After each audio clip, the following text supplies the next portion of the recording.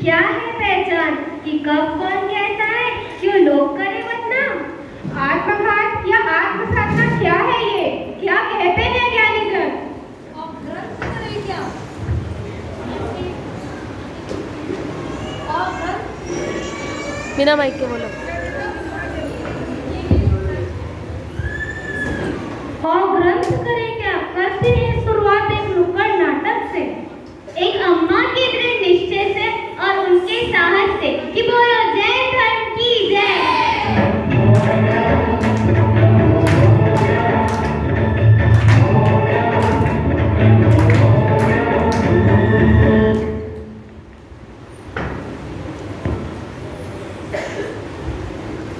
माँ चलो भोजन कर लो, मैंने आज आपकी पसंद का खाना बनाया है।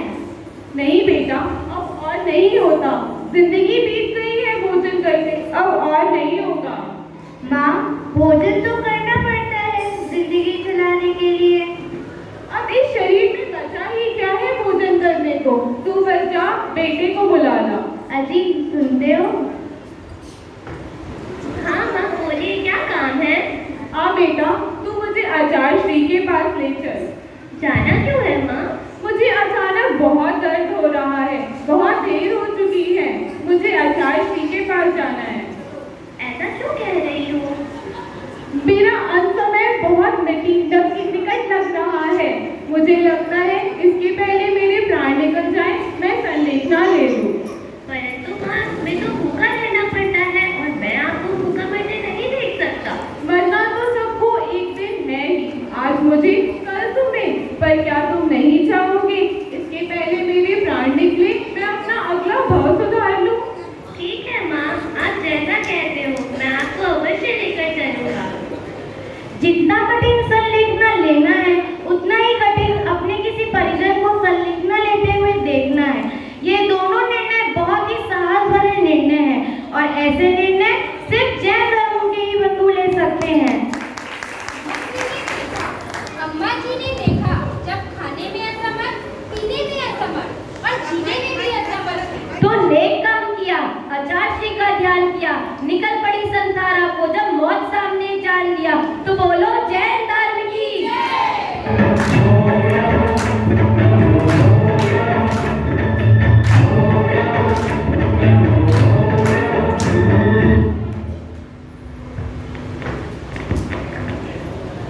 नमोस्तु आचार्य श्री, मैं संलेखना लेना चाहती हूँ। क्यों अम्मा, आप संलेखना क्यों लेना चाहती हो? मेरे शरीर में अब कुछ बचा नहीं, मुझे हर छोटे बड़े कार्यों के लिए अपने परिवारजनों का सहारा लेना पड़ता है। ना जाने इन सांसों की डोर कब टूट जाए, इसलिए मरने से पहले संलेखना लेना चाहती हूँ और अपनी आत्मा का कल्याण करना चाहती हूँ। वाह, बात तो अच्छी है, पर संलेखना ले पाओगी? बड़ा कठिन है। मैंने अपने जीवन में बहुत से व्रत उपवास किए, इसीलिए तो किए हैं कि अंत समय आए तो संलेखना ले सकूं। व्रत और उपवास तो कुछ दिन के होते हैं, पर संलेखना तो अंत तक चलती है। इस शरीर का तो पता नहीं, क्या आपका सानिध्य मिलेगा तो यह भी कर दूंगी। घर पर रहकर कर पाओगी क्या? नहीं आचार्य श्री, मैं घर नहीं जाऊंगी, मैं यही आपके सानिध्य में संलेखना लूंगी। चलो ठीक है, पढ़ लो नौका डम्बुकार मंत्र, आज से सारा संघ तुम्हारी संलेखना में मदद करेगा। संलेखना लेना भी आसान नहीं और संलेखना देना भी आसान नहीं। आचार्य श्री जी संलेखना तभी देते हैं जब वो ये देख लेते हैं, परख लेते हैं कि संलेखना लेने वाला संलेखना निभा सकता है या नहीं। नहीं देते आचार्य श्री, नहीं देते आचार्य श्री। यूं ही अनुमति शंकारा की, जब मन में घुसे तब भी अनुमति शंकारा की।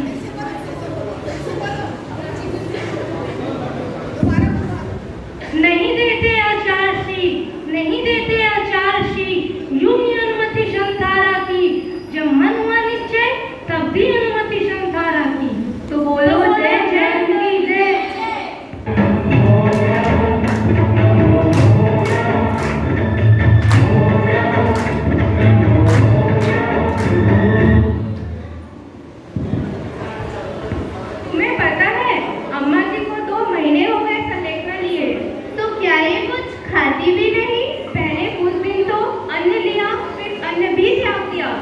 सिर्फ गर्म पानी पीती हैं।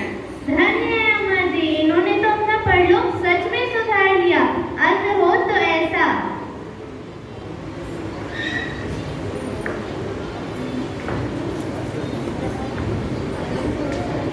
नमोस्तु आचार्य जी, नमोस्तु आचार्य जी, मेरी संलेखना चल रही है। अम्मा, आप सच में बहुत अच्छा काम कर रही है। सभी आचार्य, साधुजन, सभी लोग इसी मार्ग पे लगे हुए हैं और मुक्ति को प्राप्त किए हैं। आपका भी अंतिम समय निकट आ गया है। आप भी अपनी स्त्री पर्याय को छेड़कर भगवान बनेंगी। बस एक बार बारह भावना समझ दिए, ठीक है। राजा राणा छत्रपति आदिन के असवार, मरना सबको एक दिन अपनी अपनी हार। संलेखना का रास्ता बहुत ही कठिन है, लेकिन इस रास्ते पे चलकर यदि किसी गृहस्थ को किसी ज्ञानी व्यक्ति का साथ मिल जाए और वो उसकी संबोधना कर दे तो फिर बात ही क्या है। छोड़ दिया अम्मा ने अब अन्न जल पर, जीवित पानी पर, अरिहंत जपे हर एक पर। बस यही वजह है संसारा की। घोर तो है पर छोड़ नहीं। ज्ञानी जन का साथ मिले तो चाह किसी की और नहीं। कबूल हो जय धर्म की जय।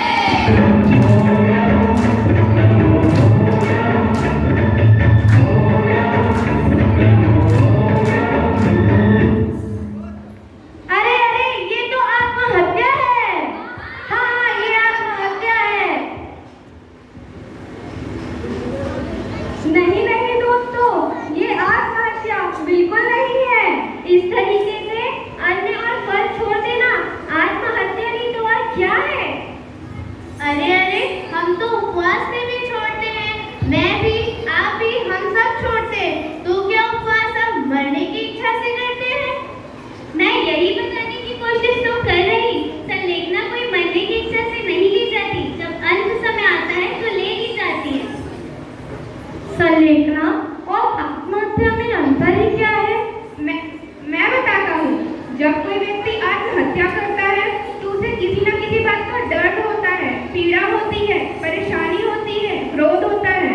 जब उसकी कोई इच्छा शेष रह जाती है तो वह अपने जीवन का अंत कर लेता है। और संलेखना में ऐसा कुछ भी नहीं होता। ना ही उस व्यक्ति को कोई क्रोध होता है, ना ही पीड़ा होती है, ना ही उसकी कोई इच्छाएं शेष रह जाती है। जब अंत समय निकट होता है तो व्यक्ति की वैसे भी सारी इच्छाएं धीरे धीरे छूटती तो चली जाती हैं। तो क्या यह संसार कोई भी व्यक्ति ले सकता है, चाहे वो गृहस्थ हो या संत? हाँ, संसारा कोई भी व्यक्ति ले सकता है, चाहे वो गृहस्थ हो या संत। एक बात अवश्य ध्यान दे, जिसका अंतिम समय निकट हो वह व्यक्ति संसारा ले सकता है। ग्रंथों में भी कहा गया है, जब कोई दुर्घटना हो जाए या कोई बीमारी आ जाए या अंतिम समय शेष रह जाए तो हमें संलेखना लेनी चाहिए। जब अंतिम समय निकट आता है तो हमें संलेखना अवश्य ही लेना चाहिए। जबकि आत्महत्या में ऐसा कोई नियम नहीं है। आत्महत्या करना तो कायरों का काम है, जबकि संलेखना करना तो वीरों का काम है। कि बोलो जय धर्म की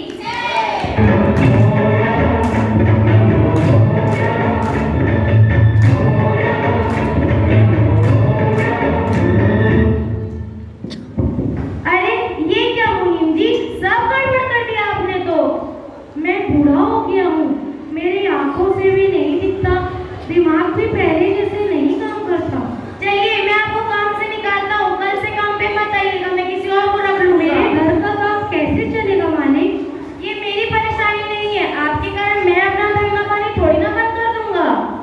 आचार्य जी पूछते हैं, नौकर जब काम करने में असमर्थ हो जाता है तो क्या मालिक उसे पगार देता है? नहीं ना।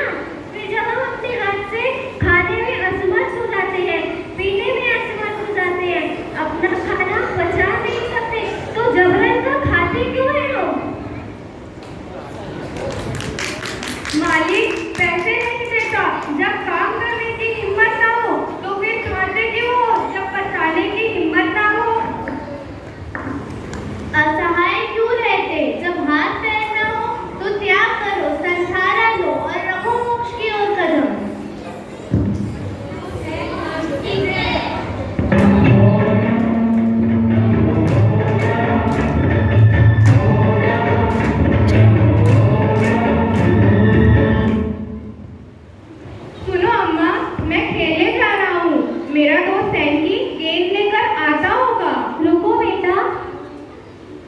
एग्जाम है। अम्मा, साल भर तो पढ़ता हूँ, अगर एक दिन नहीं पढ़ूंगा तो क्या हो जाएगा? रिवीजन नहीं करोगे तो एग्जाम में लिखोगे क्या? फेल नहीं हो जाओगे? ठीक है अम्मा, नहीं जाता। हमारे गुरुओं ने हमें सिखाया है कि साल भर कितनी भी पढ़ाई क्यों ना की हो, पर जब परीक्षा का समय आता है तो हमें और भी कठिन मेहनत करनी पड़ती है। वैसे ही हमने साल भर अपनी पूरी जिंदगी में कितने भी अच्छे कर्म क्यों ना किए हो, पर जब हमारा अंत समय आता है तो अपनी आत्मा की आत्मशुद्धि के लिए और भी कठिन तपस्या करना पड़ता है। तो बोलो जय धर्म की।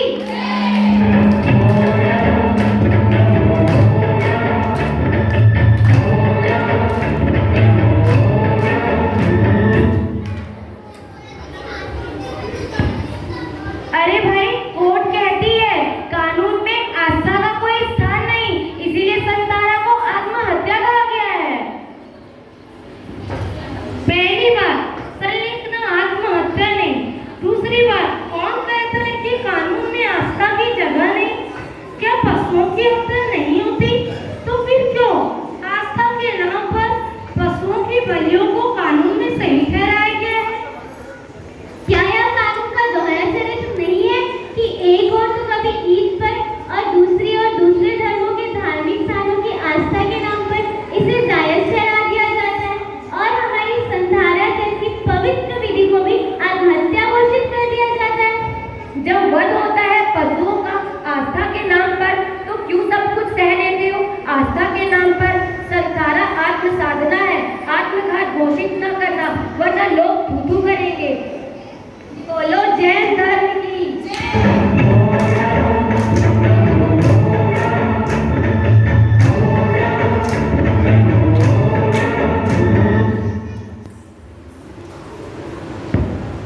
चलो भाई चलो, हमें कोर्ट के आदेश में जंतर मंतर चलना है।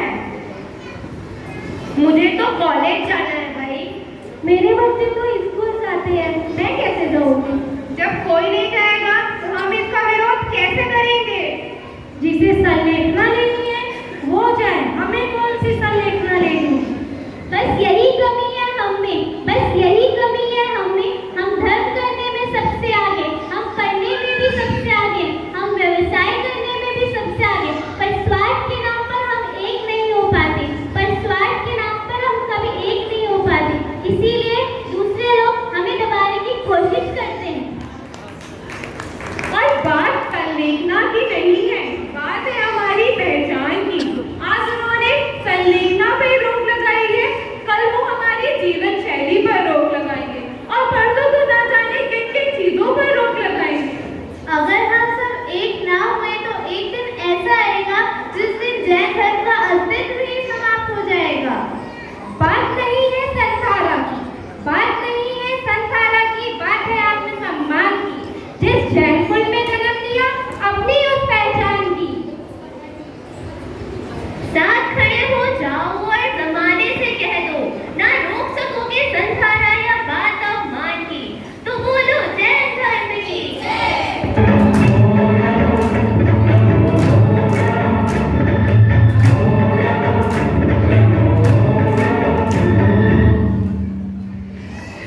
सुना आप सबने, आखिर हमारी जीत हुई। कोर्ट ने मान लिया कि संतारा आत्महत्या नहीं है। नहीं नहीं नहीं नहीं, अभी हमारी जीत नहीं हुई है। अभी तो सुप्रीम कोर्ट ने राजस्थान हाई कोर्ट पर रोक लगा दी है। अभी तो हमारा फैसला आना बाकी है। अभी तो हमारी लड़ाई बहुत लंबी है। तो फिर हमें अब क्या करना चाहिए? हमारा काम यह है कि हम जन जन तक संदेश पहुंचाए कि संलेखना कोई आत्महत्या नहीं है। इस तरीके से और कोई जरूरी दस्तावेज होते हैं, उसे हम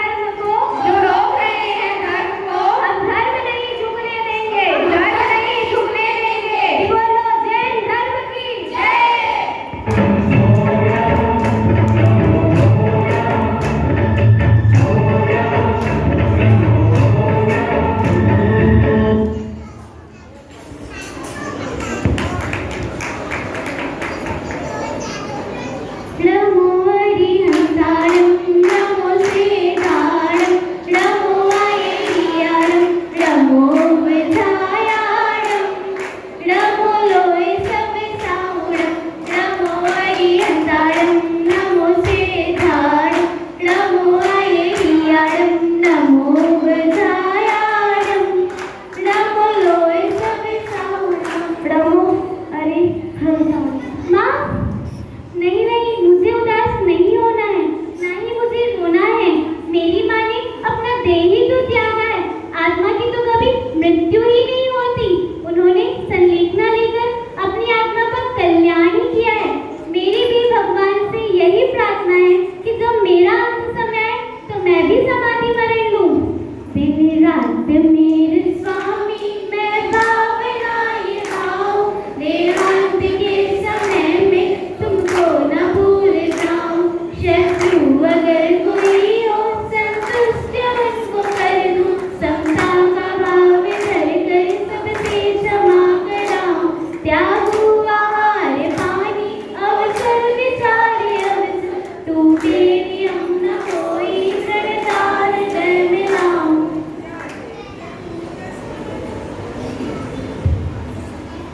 बात यह है कि हम मरना कैसे चाहते हैं। हम घर में घुट घुट के मरना चाहते हैं या अस्पताल के किसी कोने में, या हम चाहते हैं अपने वीरों की तरह अपनी आत्मा का कल्याण करके मरना चाहते हैं। वैसे तो हम सब ये जानते हैं कि ना हम कुछ लेकर आए हैं ना कुछ लेकर जाएंगे। जो पाए